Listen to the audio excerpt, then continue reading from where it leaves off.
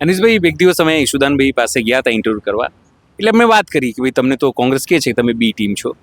તેમણે તર્ક એવું આપ્યું કે ભાઈ 25-30 વર્ષથી કોંગ્રેસ અહીંયા જીતી શકતી નથી, અમને ચાન્સ આપો, અમે લડીએ, જો અમે ના હરાઈએ તો કહેજો.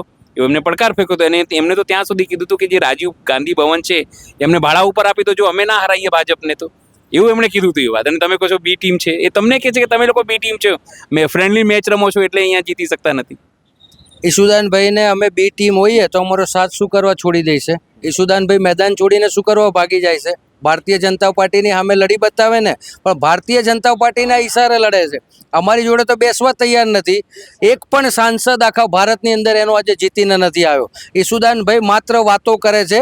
ભારતીય જનતા પાર્ટીની બી ટીમ તરીકે સમગ્ર ગુજરાતની અંદર એ પંકાયેલા છે.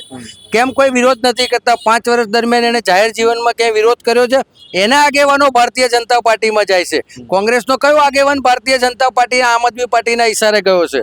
આજે પણ તમે જુઓ ઓઢવની અંદર જે ફોર્મ પાછું ખેંચાયું આમ આદમી પાર્ટીનું, એ ભારતીય જનતા પાર્ટીમાં ગયો છે.